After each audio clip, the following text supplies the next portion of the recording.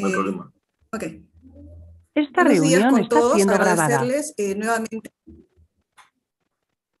nuevamente su presencia a este nuevo curso denominado Óptica y Refracción del año 2021, que está organizado por el Servicio de Oftalmología del Hospital Nacional Arzobispo Loaiza. En esta mañana contamos con la grata presencia del doctor Felipe Torres Villanueva, con el tema de conceptos básicos de la óptica, luz y divergencias. Para que aún no conocen al doctor Torres, vamos a hablar un poquito del currículum. El doctor Torres es médico cirujano egresado de la Universidad Nacional Mayor de San Marcos, con especialidad en oftalmología, con posgrado en catarata, córnea y cirugía refractiva. El doctor Torres también es médico consultor de cirugía del cristalino en el Hospital Regional de Trujillo e Instituto Regional de Oftalmología de Trujillo. El doctor es profesor de pre- y posgrado de la Cátedra de Oftalmología en la Facultad de Medicina de la Universidad de San Marcos. Actualmente es director médico de la Clínica Oftalmológica Especializada Visual Center. Es médico también especialista en la Clínica Oftalmológica Especializada Oculares.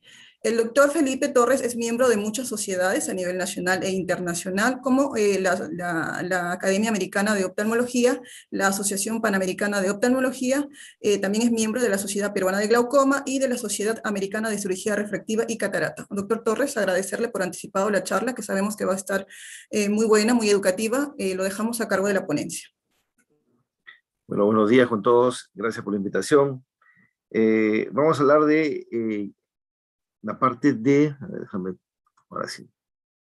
Cuando hablamos de nuestra base, de lo que es la oftalmología, pues nosotros tenemos que acordarnos de que la óptica y los conceptos de luz y cómo ésta se comporta en nuestro organismo y en la naturaleza, nos van a hacer entender justo a lo que nos vamos a dedicar, ¿no?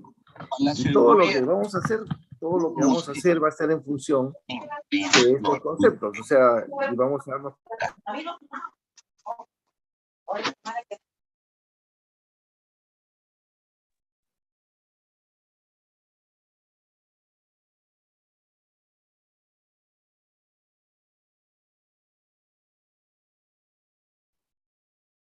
¿Me escuchan? ¿Aló?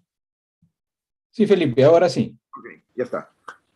Bueno, vamos a empezar entonces con la parte de luz y divergencias.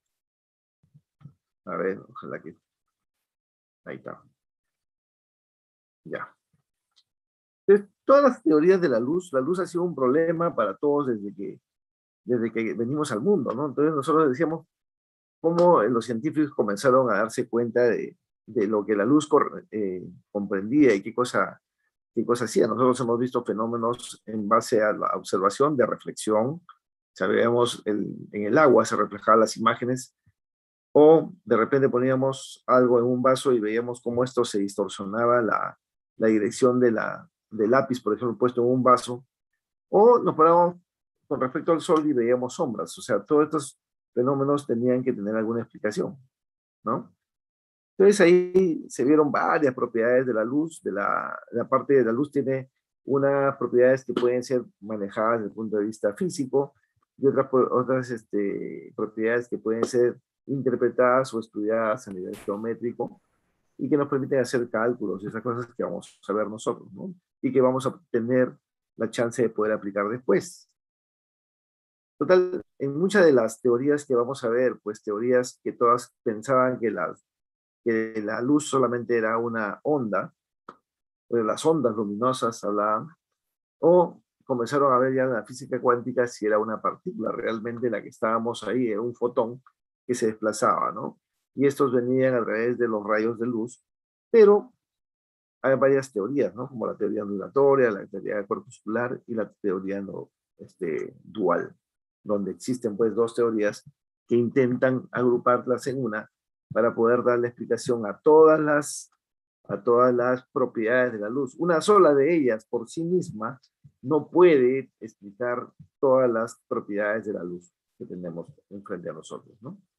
Y estas se vieron afectadas por muchas cosas. Pues, por ejemplo, en la teoría corpuscular, ¿no? Uno dice, yo mando un fotón y lo voy a pasar por una hendidura y este fotón va a viajar en el espacio y va a golpear una imagen, un sensor donde yo voy a poder verlo, ¿no? Entonces, pero no explicaba por qué este fotón podría tener otras características que sí que las daba la teoría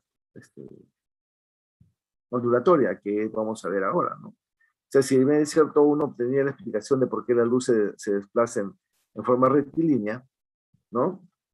Y cómo a través de la dispersión uno puede descomponer esta luz a través de sus colores, hay otras características que tenemos que ver, que tenemos que explicar también. Entonces aquí podríamos explicar, por ejemplo, la refracción, la reflexión, ¿no? Que son cosas que las vemos a diario y las vemos todo el tiempo, ¿no? Y nos permite explicar cómo la luz se propaga en una forma mucho más entendible, ¿no? A ver acá. Entonces, por ejemplo, Huygens hablaba más de su teoría ondulatoria, ¿no? O sea, él pensaba que la teoría de la luz solamente era una onda y que se desplazaba en forma de ondas, así como las ondas que uno puede generar cuando uno tira una piedra sobre un charco tranquilo, entonces se crean ondas y esa es la forma de cómo se propaga la luz. Pero para esto se necesitaba un medio, ¿no? O sea, no podía explicar cómo así esta onda podría llevar hacia cabo si es que no hubiera un medio de por medio. Entonces ellos tenían la idea de que había un éter que nunca lo encontraron realmente, o sea, le llamaban así. Entonces no podían explicar por qué en el vacío, por ejemplo, estas ondas tenían ese comportamiento, ¿no?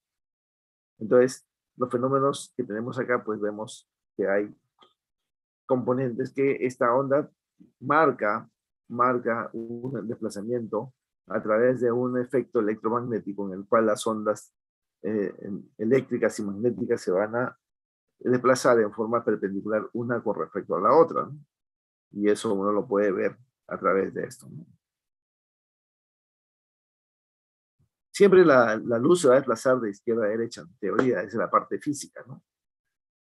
Ya cuando la teoría se va aquietando y vamos teniendo ya, fíjense, ya estamos hablando de los años más cercanos a nuestro siglo, donde la física cuántica pues ya intenta explicar por qué justamente esta emisión de energía a través de un fotón, por ejemplo, era la responsable de todas estas características, ¿no? Pero igual, aún con esta característica tendríamos el problema de poder explicar algunas características de la luz y que cuando uno se pone a analizar los experimentos que hacen para poder determinar justamente cómo se manifiesta la energía luminosa a través de la teoría cuántica, a través de los fotones, uno puede hacer el experimento de la hendidura o de la doble hendidura en la cual uno hace pasar un fotón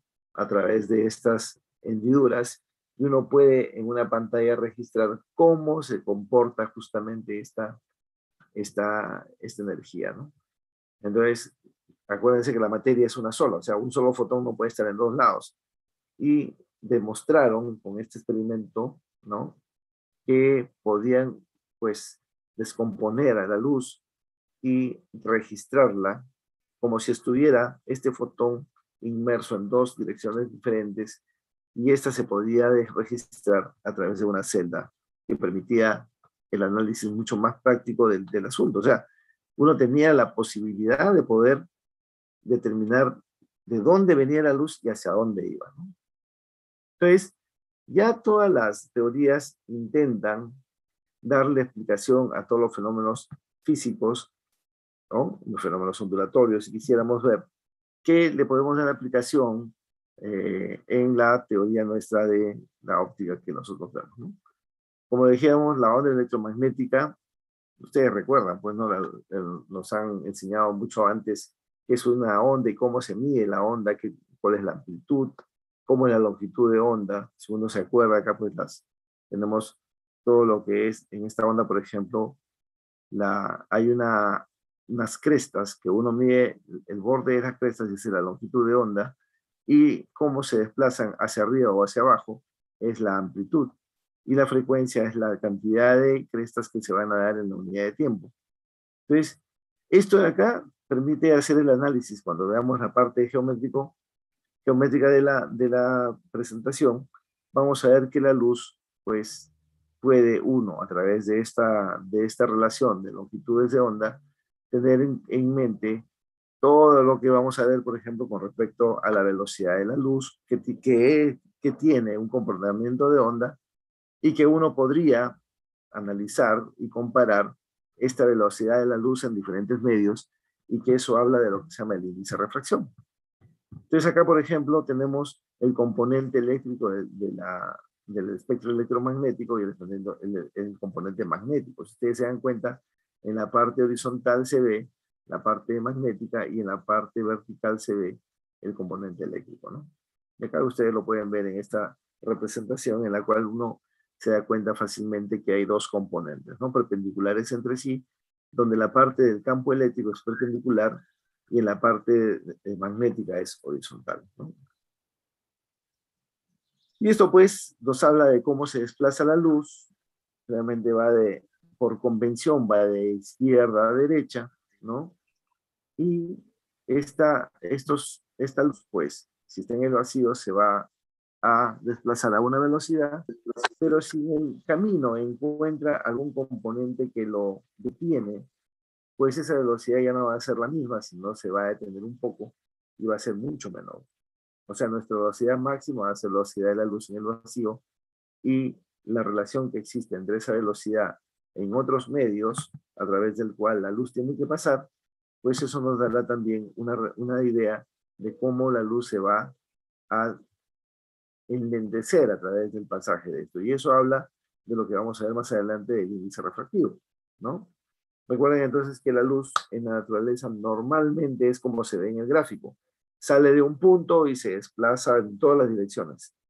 Siempre es divergente, no, nunca es convergente, ¿no?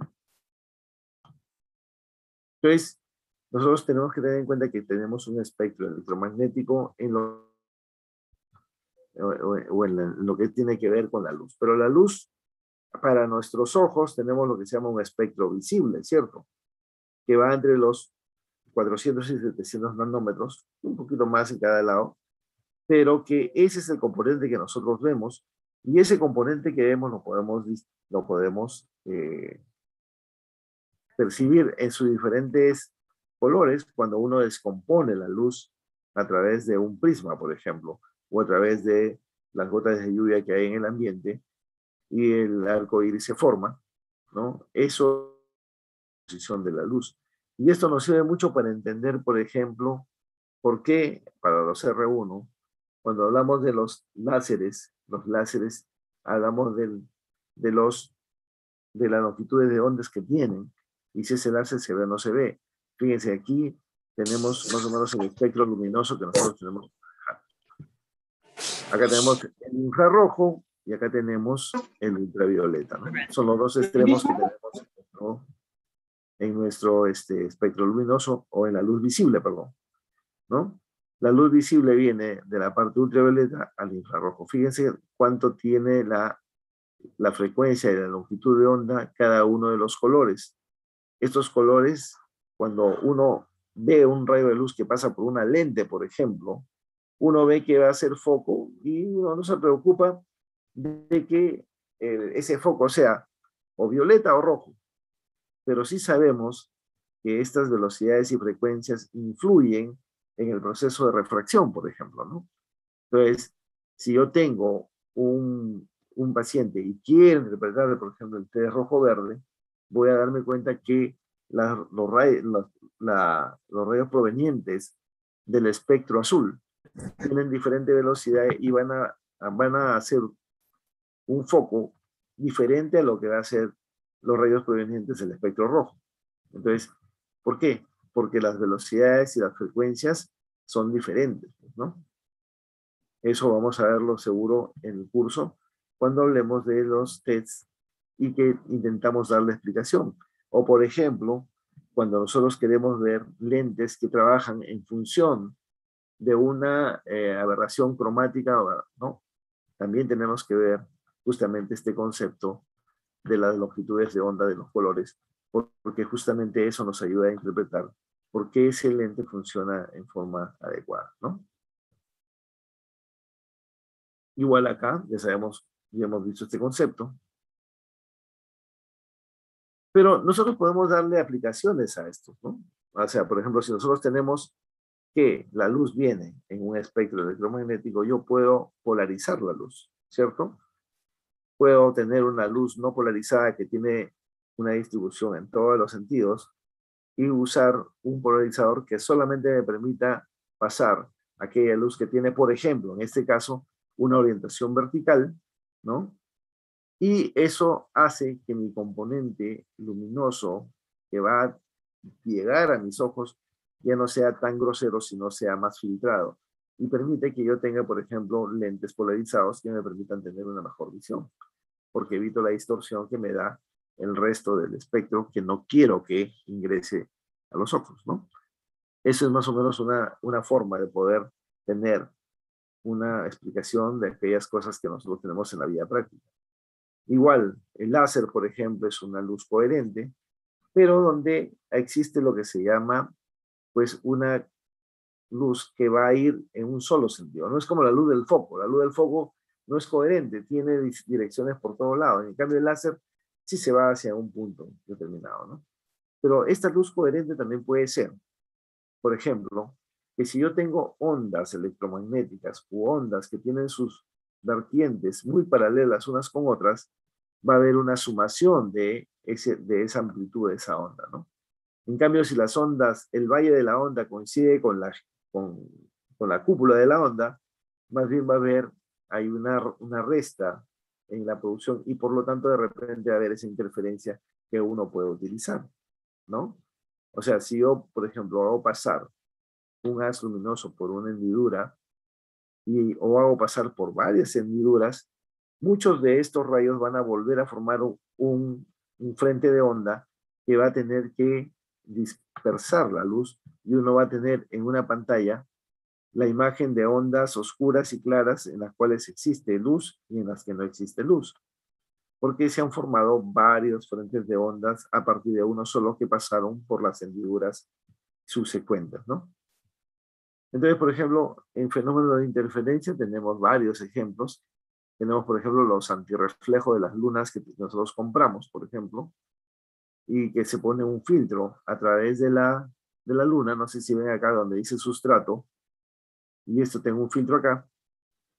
Entonces, la luz pasa, cuando llega al filtro, esta se refleja, esta luz que va a llegar acá, se refleja, pero cuando sale, sale de una forma en la cual, ¿no? Esta tenga la parte del valle de la onda hacia abajo, mientras que en el reflejo superficial, donde frente a lo que sale de la película delgada, que es el antirreflejo, sale al revés, y eso hace que esta interferencia destructiva ya no permita que este reflejo sea importante. O sea, anula el reflejo, y eso es el efecto de interferencia que tienen los lentes antirreflejo. O en el OCT también. En el OCT, por ejemplo, se emite un rayo láser, en este caso, y por fenómenos de interferencia uno puede, a través de esto, hacer efecto sustractivo y medir cuál de las cosas ha ido en mayor o mayor intensidad, y uno puede interpretar tisularmente los tejidos en base a una interpretación computarizada. Eso es la base también del OCT, por ejemplo, ¿no? Pero, por ejemplo, otro fenómeno también de la luz, que se llama difracción y que lo vemos siempre, es este fenómeno en el cual la luz, cuando pasa a través de una hendidura o a un borde, hace que la luz cambie o se forme dos focos, ¿no? Entonces, por ejemplo, acá, miren, acá tenemos esta abertura pupilar y esta abertura pupilar de acá. En la abertura pupilar del lado izquierdo es una pupila muy grande, en la del lado derecho es bien pequeñita, y acá pues pasan muchas ondas de frente, no existiendo mayor componente de distorsión. En cambio, justo en los bordes, acá hay mayor componente de distorsión. Acá fíjense, cuando es chiquita, la única que pasa sin distorsión es la parte central. Y eso va a formar esto, fíjense, este alito de acá, donde se van a formar varios focos en los cuales la intensidad de la luz va a ser mayor en el centro y en la periferia se va haciendo menor. Esto es la base de muchos de los efectos que tenemos en, por ejemplo, en fotografía. Si tenemos un diafragma abierto, por ejemplo, las luces, ¿no? En la profundidad de foco no va a ser tan buena, pero las sombras van a aparecer mucho más definidas. En cambio, cuando tengo el diafragma cerrado, aparecen estos fenómenos como que las sombras se unen, porque hay cierta distorsión, ¿no? Se pierde iluminación. Este fenómeno de difracción lo utilizamos para los lentes multifocales, por ejemplo, que tenemos ahora en el mercado, lentes difractivos, dividen los focos, ¿no? En uno, dos o tres, de acuerdo a su estructura, y donde la intensidad de la luz va a ser diferente en cada uno de ellos, ¿no? Y donde uno puede, a través no solamente del fenómeno difractivo, sino también a través de las elevaciones de estas eh, círculos concéntricos que tiene el lente, las elevaciones y la angulación que puedan tener provocan los cambios en la refracción hasta los puntos cercanos o lejanos que tiene el lente, ¿no? Acá tenemos una pupila cerrada, por ejemplo, es un gran fenómeno que uno puede evidenciar y pedirle al paciente que nos explique qué es lo que pasa cuando tiene la pupila cerrada. Probablemente el paciente diga, uy, doctor, yo puedo leer acá el papel, lo puedo leer a 10 centímetros, 20 centímetros, pero cuando miro hacia el fondo voy a ver un efecto pinhole, sí, pero voy a tener todo un halo cercado negro que ha disminuido la intensidad de la luz que tengo para poder ver, ¿no? O sea, otro concepto que tenemos acá que ver es la dispersión y el scattering. O sea, al principio uno cuando dice qué es el scattering y qué es la dispersión, uno lo interpreta como lo mismo, pero no es así. La dispersión es un fenómeno parecido, ¿no? En la dispersión lo que tenemos es, por ejemplo, cuando la luz pasa a través del prisma o a través de la gota de lluvia, se descomponen sus colores. Esa es la dispersión. Pero en el scattering es lo que le da la explicación a por qué el cielo es azul, por ejemplo, ¿no? Donde la luz cuando atraviesa un medio se enlentece o se distorsiona, en la cual va a tener un cambio de dirección. Ese cambio de dirección puede salir en todos lados, a veces se puede quedar o a veces puede atravesar la nube, por ejemplo, que en este caso es la causa del problema del color del cielo.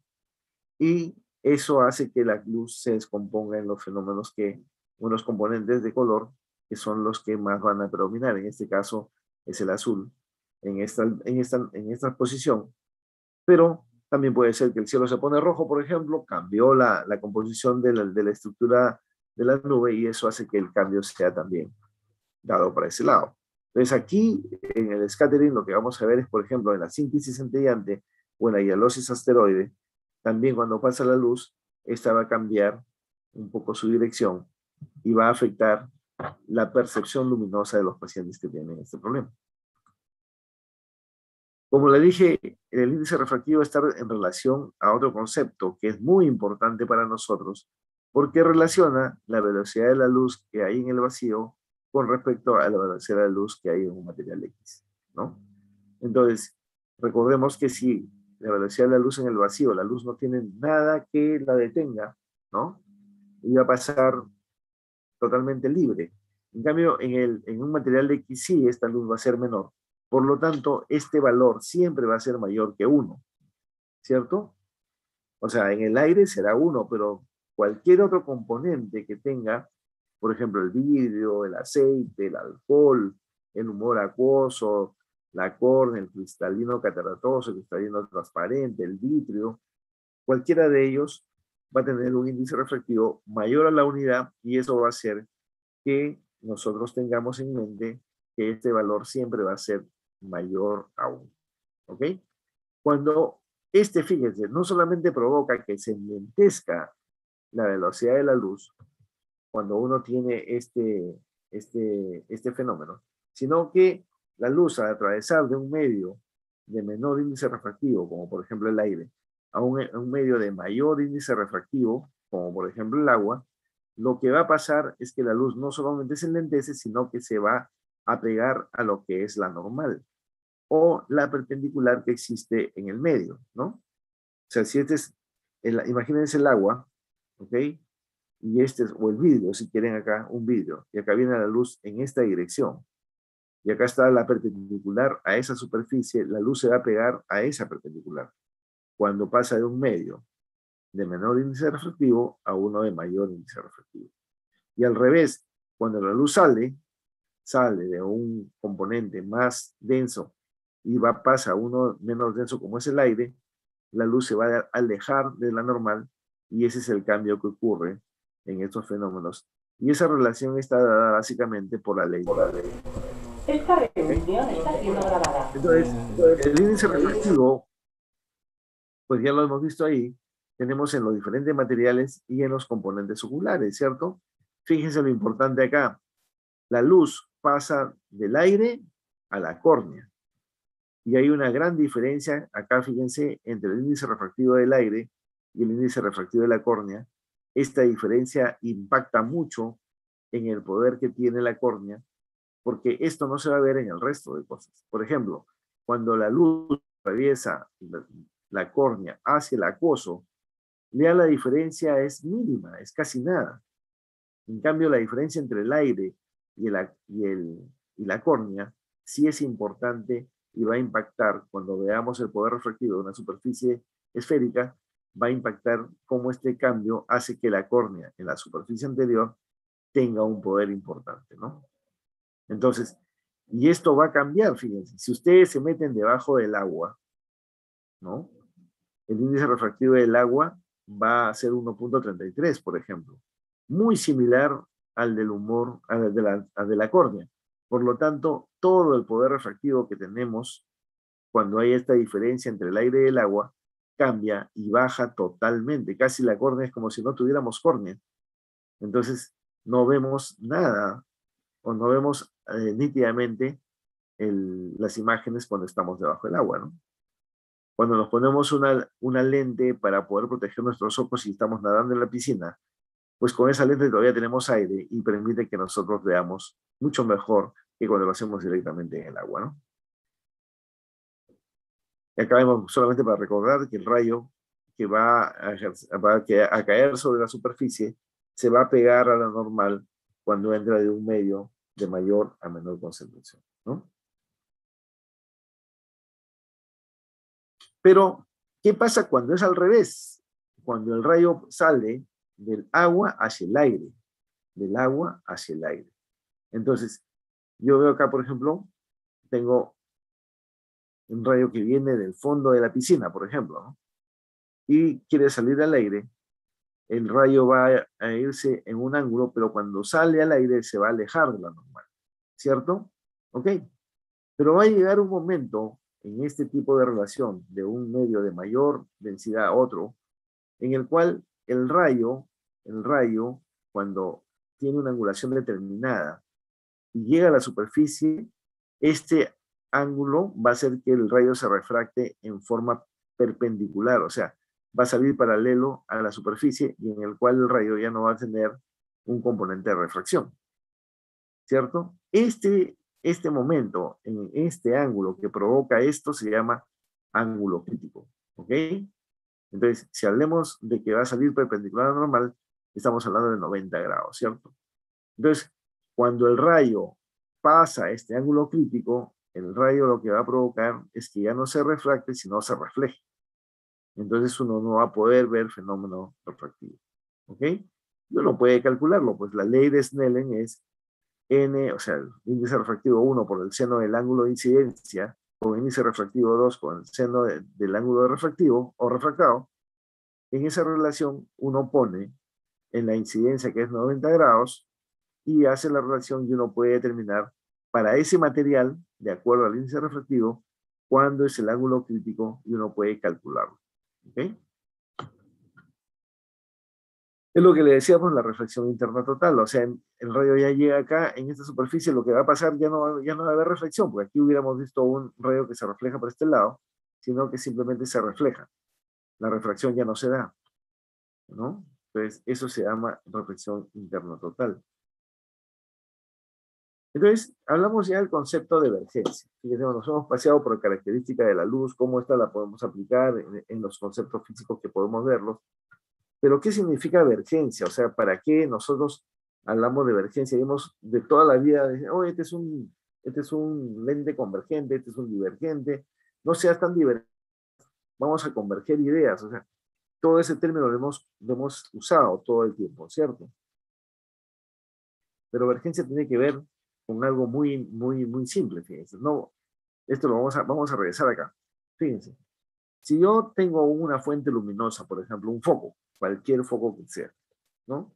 Donde salen los rayos de luz de este punto y se expanden, ¿no? Mientras más lejos van a estar, van a salir pues así en divergencia todos los rayos. Fíjense, si yo en este punto tengo un sensor, ¿ok?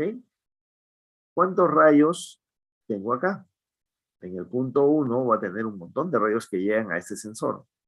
En el punto 2 ya tendré menos rayos. En el punto 3, muchísimo menos rayos. En el punto 4, ya casi ninguno. Y acá, mucho menos rayos. O sea, lo que quiere decir que si yo tengo un objeto que está frente a una lente, y esta lente, mientras más cercana está, mayor cantidad de rayos tendrá acá esta lente que sufrir el embate de estos rayos, ¿cierto? O sea, van a llegar más rayos a esta lente.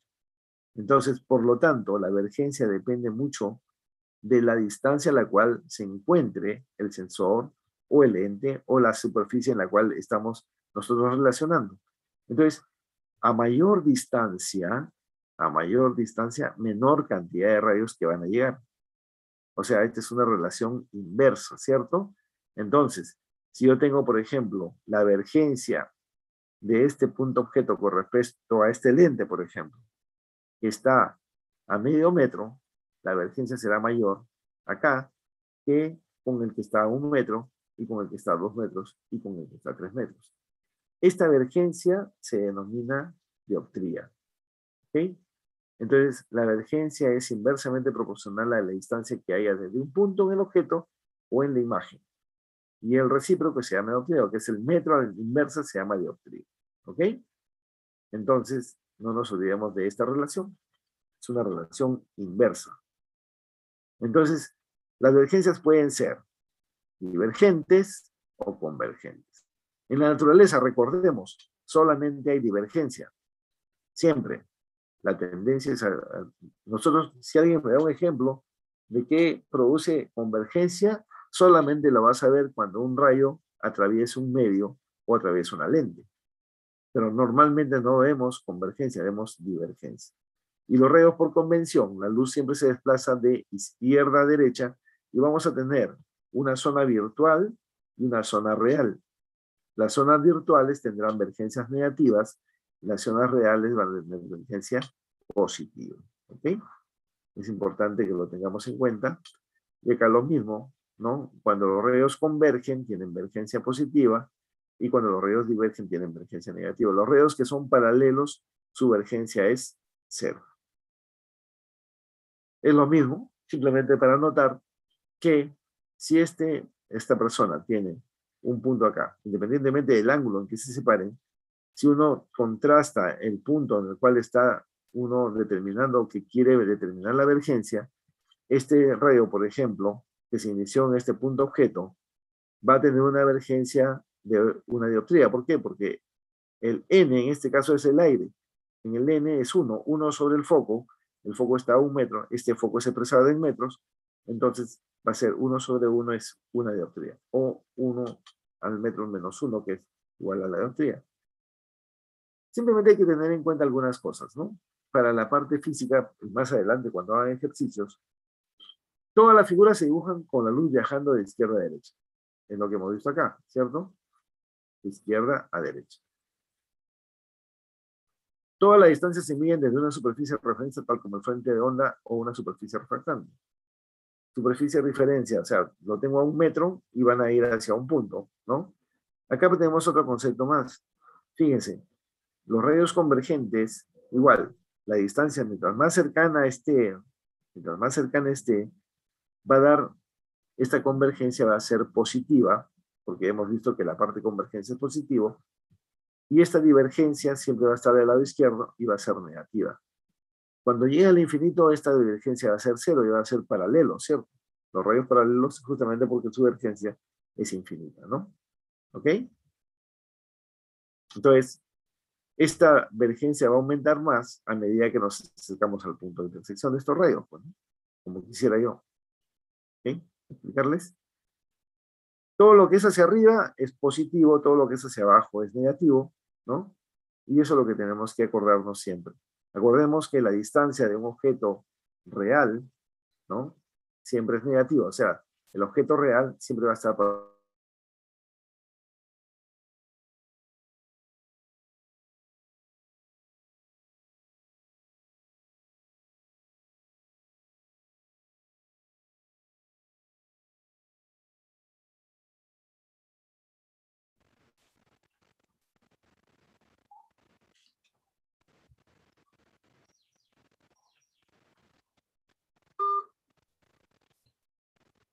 Doctor Torres, no estamos escuchando su audio.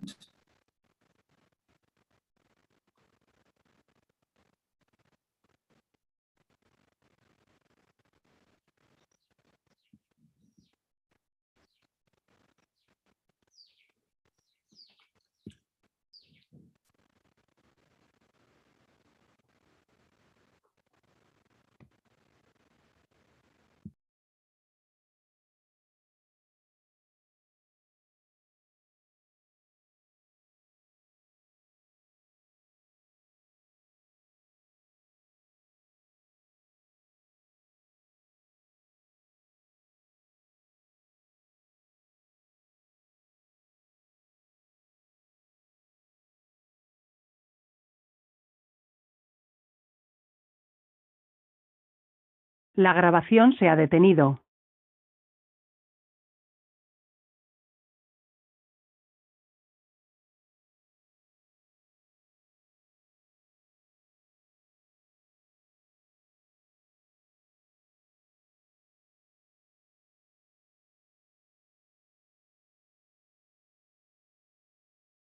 ¿Aló, chicos?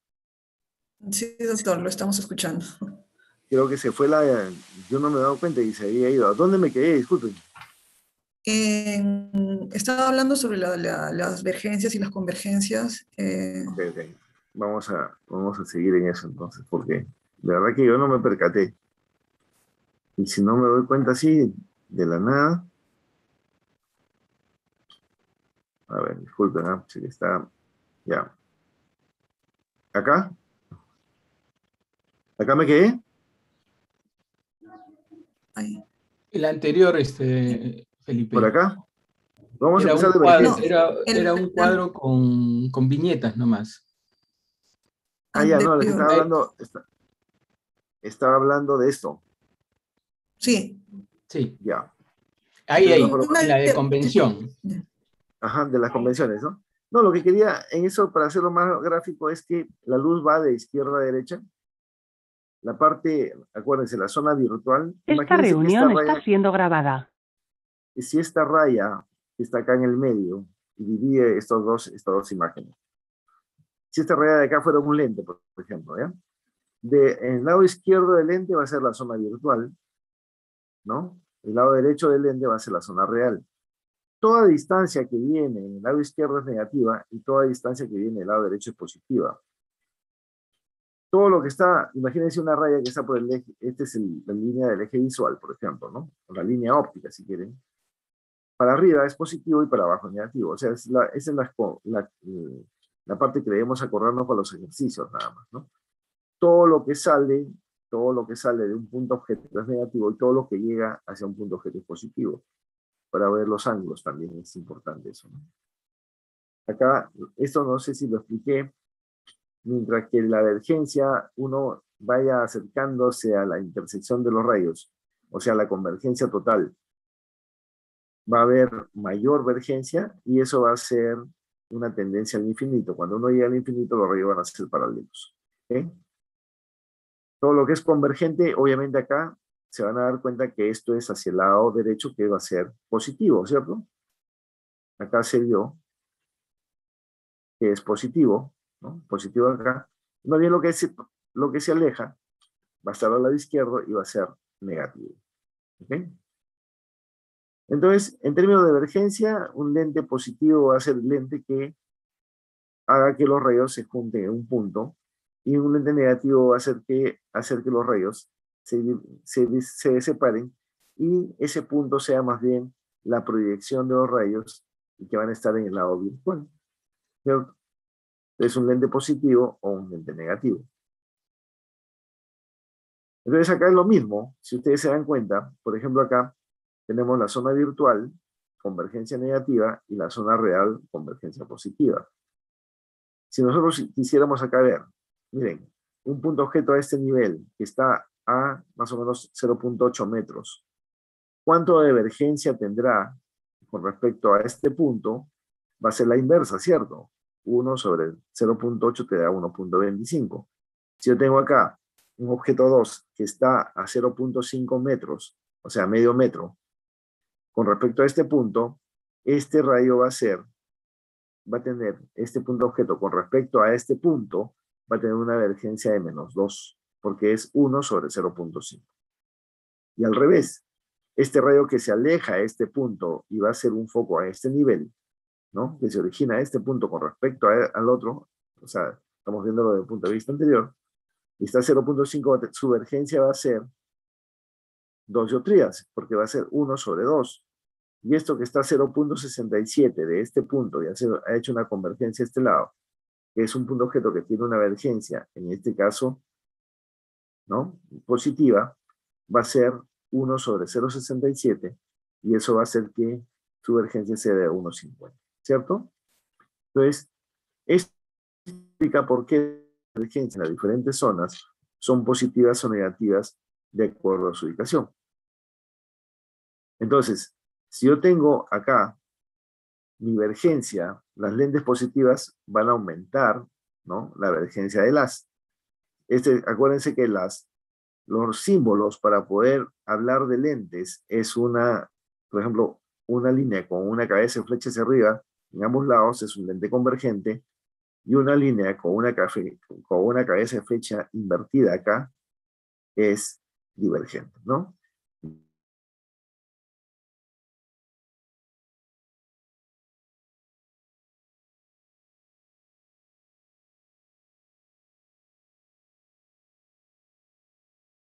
Esto, el objeto de la imagen pueden estar y en zona real.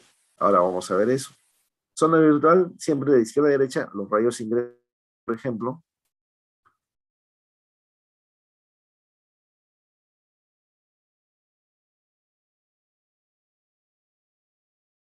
Salen, van a ser los rayos de imagen, y este es el rayo objeto. ¿Cierto?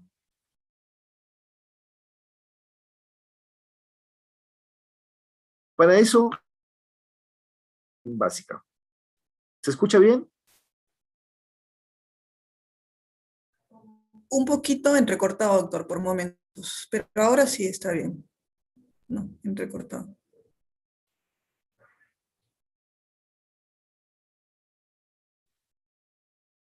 Entonces,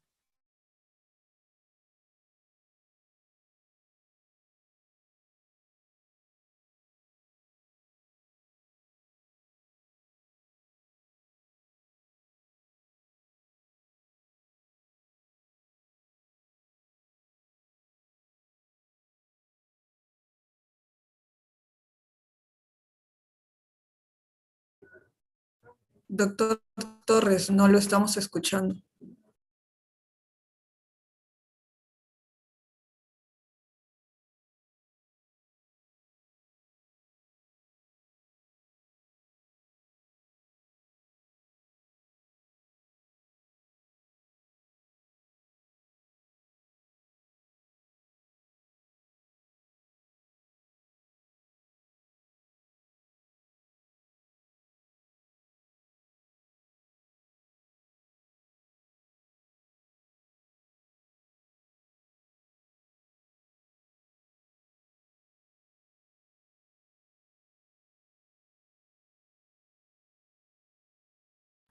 Doctor Torres, para que comparta su pantalla. Se salió.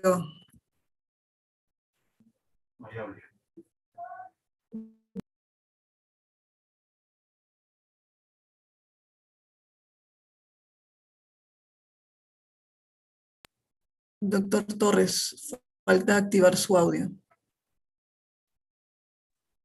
¿me escuchan ahora? sí, doctor. Ahora sí lo escuchamos. Ya está. Ok. Entonces acá, por ejemplo, tenemos esta relación que es la fórmula básica de los lentes.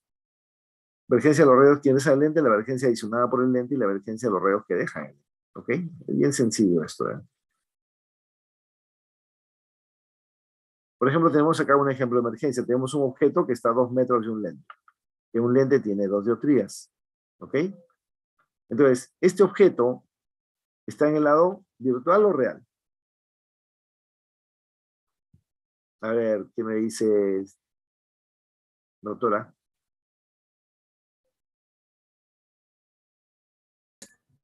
Virtual, doctor. Virtual. Ok. Si es un objeto que está en el lado virtual y está a 2 metros de distancia de un lente, ¿cuánto de divergencia podrá tener? Entonces, en este caso, si es virtual, 1 sobre 2 sería 0.5 ¿qué? Dioptrías, ¿cierto? Dioptrías, esas 0.5 dioptrías, ¿esa distancia es positiva o negativa? Negativa, ¿cierto? Entonces serían menos 0.5 más 2, ¿sí o no? ¿Sí? Menos 0.5, que es la divergencia que tiene el objeto con respecto al lente. La divergencia adicionada por el lente es más 2. Más 2 más 0.5 se va a hacer 1.50. Y esta es la divergencia que va a tener la imagen con respecto al lente. En este caso es una divergencia positiva y va a quedar a 0.67 metros del lente. O sea, esa es la aplicación de esto, ¿no? Cuando uno tenga dudas en estas cosas, simplemente hablen del recíproco, ¿no? En distancias, acuérdense de los metros, es bien sencillo para darse cuenta, para que no estén sufriendo, ¿no? Lo más frecuente son, por ejemplo, medio metro, un tercio de metro, un cuarto de metro, un quinto de metro, ¿no? 12 dioptrías, por ejemplo, es, ¿no? Ya tienen una idea de cuánto sería más o menos, ¿no?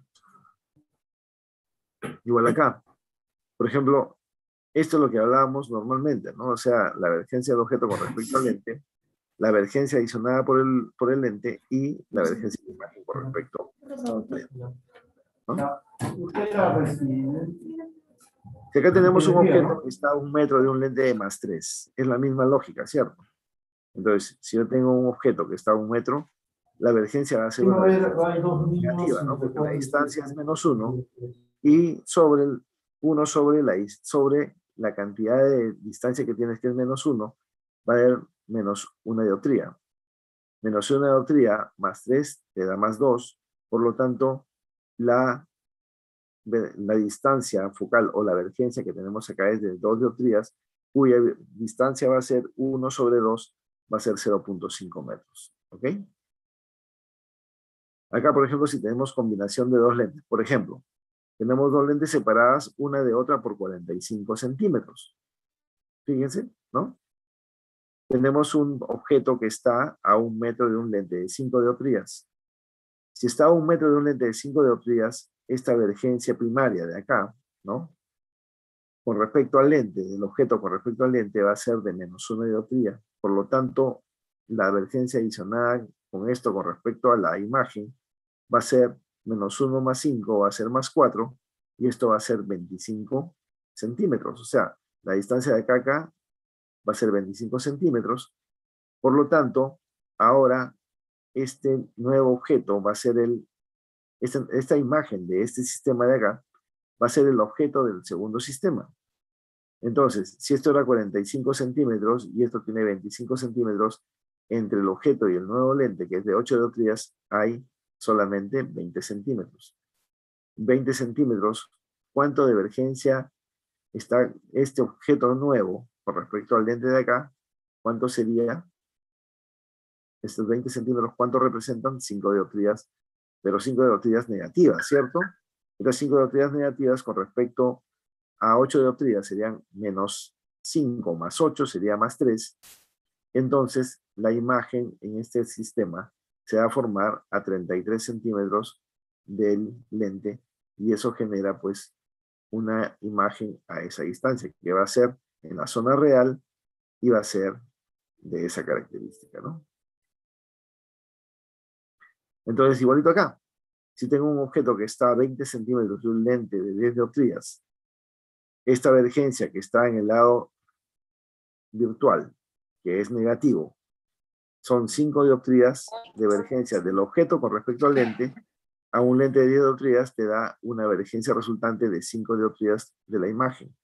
Entonces, esta imagen se va a formar acá, ¿a cuánto? A 20 centímetros, ¿cierto? Y en las cóncavas es igual, o sea, fíjense acá cómo es la característica, ¿no? Tengo un objeto frente a una lente negativa de 2 dioptrías, está a 1 metro, ¿no? Va a formar, o sea, la divergencia adicionada, que es -2, o un -1 va a ser -3 al final. Esta divergencia de la imagen con respecto al lente va a hacer que sea hacia el lado negativo, entonces, de tal forma que estos rayos van a converger, ¿no? En forma anterior, la proyección de los rayos, no hay convergencia porque son divergentes, sino su proyección va a hacer coincidencia en una distancia de 33 centímetros. ¿Ok? Entonces tenemos para lentes positivas y para lentes negativas. Cuando una imagen, por ejemplo, fíjense acá, un objeto está, con respecto a un lente de 4 dioptrías, está a 25 centímetros. Si este objeto de 4 dioptrías, perdón, este objeto está frente a un lente de 4 dioptrías, pero la divergencia de este objeto con respecto al lente es de -4 dioptrías porque está hacia el lado izquierdo.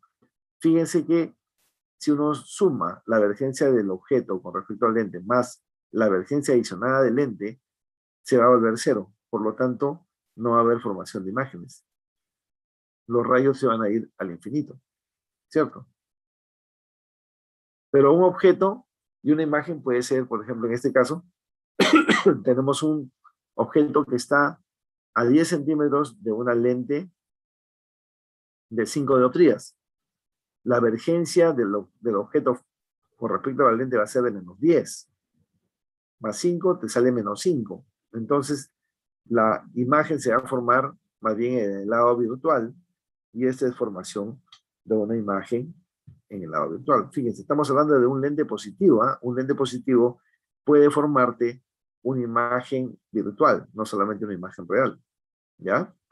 Y eso lo vamos a ver seguro en el tema de formación de imágenes. ¿Por qué sucede eso? Y esto tiene que ver con relación al foco de la superficie anterior o posterior del lente. La distancia en la cual esté el objeto con respecto a esa superficie es lo que hace la diferencia. Por ejemplo, acá el objeto puede ser virtual o real. En este caso, por ejemplo, tenemos un objeto que es virtual, que está al lado derecho del lente, y que cuando forma su imagen frente a un objeto contra un lente que es positivo, pero que está el objeto en el lado derecho del lente, se va a formar una imagen real. O sea, existe esta opción también. O sea, fíjense. Si tengo un objeto que está acá a 50 centímetros de un lente de 3, ¿ok? Este objeto, si está a 50 centímetros, tiene una divergencia -2. Al ser +3, -2 más 3 va a ser +1. O sea, el foco de la imagen, o sea, la imagen va a estar a 1 metro del primer lente. Pero estos dos lentes están a 50 centímetros uno del otro. O sea, que el foco de este sistema va a irse a parar acá. Y recién de acá va a ser el objeto para el segundo sistema. Y si este objeto está a 50 centímetros de este sistema, fíjense lo que va a pasar. Este es un lente positivo. Está a 25 centímetros, va a crear una divergencia de +4, ¿no? +2 sería +6. Y eso es lo que va a generar que el lente tenga una distribución diferente. Esto lo vamos a ver en lo que es los telescopios. Cuando hablemos de telescopios, este efecto se va a dar. Y este es un efecto más matemático que óptico. ¿Ok?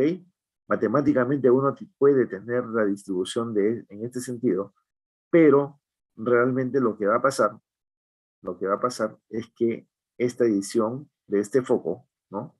De este foco virtual, va a hacer que uno tenga un pensamiento mucho más claro de lo que va a pasar, por ejemplo, cuando usamos el indirecto, cuando usamos un telescopio de Galilei o un telescopio de Kepler. Eso seguro lo van a ver en la parte de telescopios, ¿no?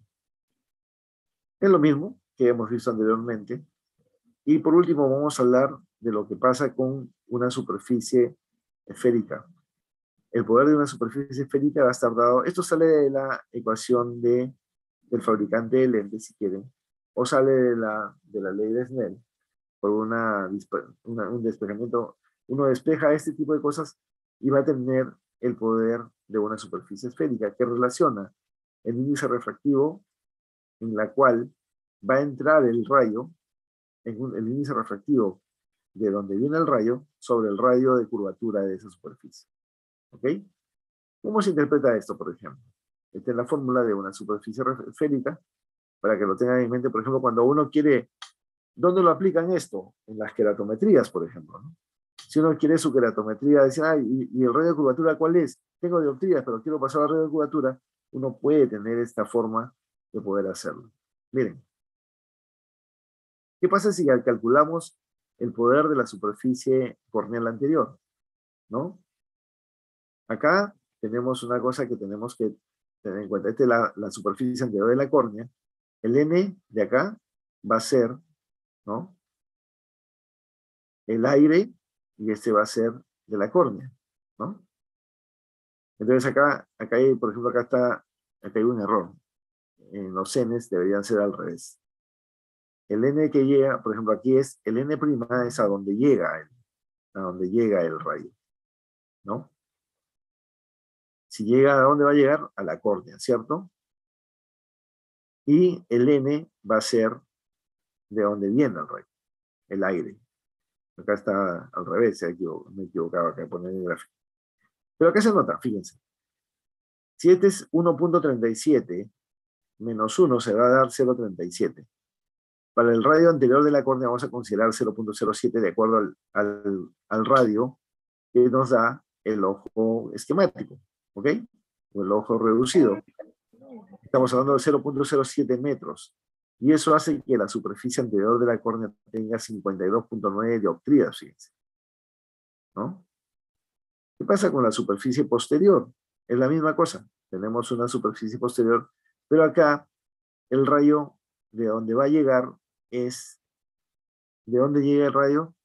¿A dónde llega el rayo? Al acuoso, ¿cierto? ¿Y viene de dónde? De la córnea. Entonces acá vamos a hacer esta diferencia, 1.37 menos 1.33, ¿no?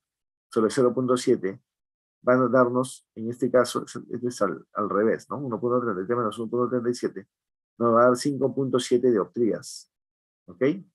Es un poder negativo, que sumado al otro, nos va a dar los 43 dioptrías más o menos que nosotros queremos, ¿no?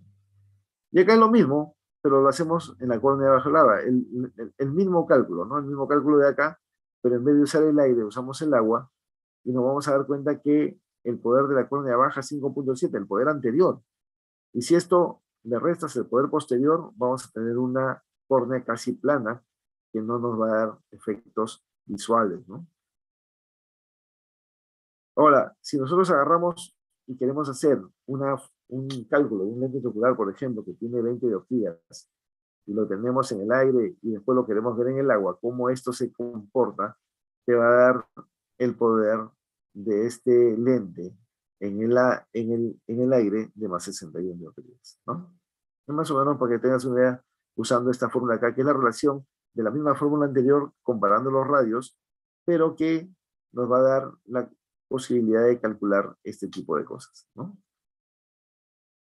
Estas son las relaciones ópticas que nos van a acompañar todo el curso de óptica. O sea, acordándonos de esto, nos vamos a acordar de todo. Vamos a tener todas las respuestas a lo que queramos. ¿Ok? Se lo dejo para que ustedes lo tengan. Si hubiera alguna pregunta, me bien disculpen las interrupciones. Mi conexión ha estado medio inestable, así que cualquier cosa estamos para poder conversar. Muchas gracias, doctor. Ha estado muy didáctica la clase, el tema. Por ahora no tenemos preguntas en el chat. El doctor Barriga me refiere que tenía que hacer teleconsulta y se tuvo que retirar. No te preocupes, yo también Le entiendo. agradece, doctor. Discúlpeme bien que esta vez ha sido un poco complicada por las tareas propias, ¿no?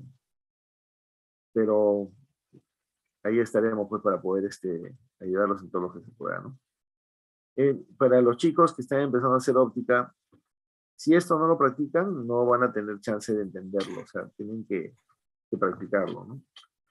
Entender los conceptos básicos de emergencias les ayuda a entender lo que viene después, ¿no? Miren la fórmula de Snellen, o sea, la ley de Snell, perdón. Miren las relaciones que existen entre la longitud de onda para que puedan entender después todo lo que se viene con respecto a lo que los R3 les gusta más, que es la catarata. O sea, si ustedes entienden esto, van a entender todos los lentes que tienen a su disposición en el mercado, ¿no? Y cuando venga el visitador médico les diga, oye, mira que este lente es mejor por esto, a ver, es difractivo, es refractivo. Allá, entonces, a ver, explícame cómo es su refracción. ¿Por qué crees que es mejor que el otro? ¿Por qué te da una distancia intermedia mayor o menor? ¿Por qué cuando combinas la aberración esférica y la cromática tiene mejor performance que el otro lente? O sea, ese tipo de cosas se entienden con esta parte básica de la óptica, digamos, ¿no? Entonces traten de leerla y aprovechen todo lo que pueden. Y si hay que conversar y yo puedo hacerles de utilidad, me llaman y lo podemos hacer. ¿Ok? Muchas gracias, doctor. Lo vamos a tener en cuenta y en consideración. Listo. Gracias, más bien. Ya. Doctor, de todas maneras agradecerle, sé que lo vamos a tener todavía en charlas posteriores y sé que la clase también va a ser excelente como la de hoy. Muy agradecidos por compartir los conocimientos con nosotros, los residentes, que estamos muy prestos a aumentar los conocimientos que tenemos. Disculpa, acá hay Gracias, doctor. una pregunta de A ver. Jesús Álvarez. Dice, ¿cómo saber cuál es el lado virtual o real de una lente? Ese es por convención, Jesús. O sea, si tú pones, acuérdate que los rayos de luz vienen de izquierda a derecha. El lado real siempre va a ser el lado real, siempre va a ser el lado derecho, y el lado virtual siempre va a ser el lado izquierdo.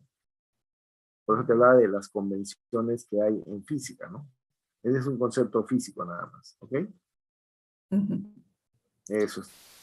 Ok, Listo. doctor, gracias. Nos vemos. Sí. Chao, chao. Ya, doctor, que tenga un buen día. Gracias. Gracias. Ya, recordarles a los que nos acompañan que el día de mañana tenemos el tema de óptica geométrica a cargo del residente de primer año de nuestro hospital, el doctor Lido Soto. Los esperamos. Gracias.